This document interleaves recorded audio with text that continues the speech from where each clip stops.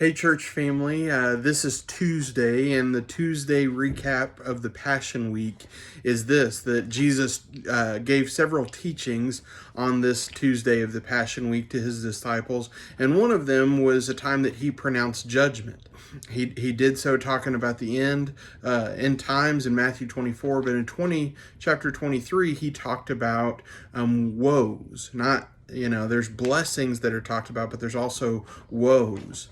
And he does this to the Pharisees and the teachers of the law in Matthew 23. The first one says that they shut the door of the kingdom on the faces of the people who were searching from God. The second woe is that they would travel to do ministry, but they wouldn't even do ministry in their own backyard. That they were really concerned about the oaths that were taken, and sometimes they would value the gold in the temple more than the temple itself, that the presence of God was there. In their offerings that they would make some of the sacrificial offerings correctly. I mean, they would make all of them correctly. They wanted to do it right, but they would neglect the bigger parts of the law that had to do with the heart of justice, of mercy, and of faithfulness.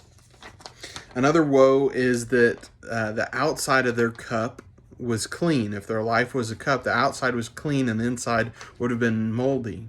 In the same way, the next woe is about whitewashed tombs, about how on the outside they have the whitewash that they put on it to make it look clean and nice, but on the inside it stinks.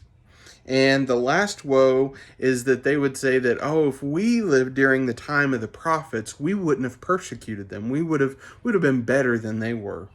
And I think the whole summary of this chapter of Matthew 23 and these teachings is found actually right before these teachings. Matthew 23 verses 11 and 12 says this: "The greatest among you will be your servant. For those who exalt themselves will be humbled, and those who humble themselves will be exalted." Let's remember on this day is a day that we're reminded of judgment, of things that we've done wrong, that we're going to be judged for what we've done and haven't done. And we're grateful that the blood of Jesus will cover our sin and our mistakes. But let's reflect. If Jesus were to bring a woe to us, is it similar to one of these, that our heart on the inside is dirty, but on the outside we're smiling and saying we have it all together, everything's great. And so just reflect today, if Jesus was to bring a judgment on you and on your life, what would that be? All right, thanks for joining us for our Passion Week recap for Tuesday.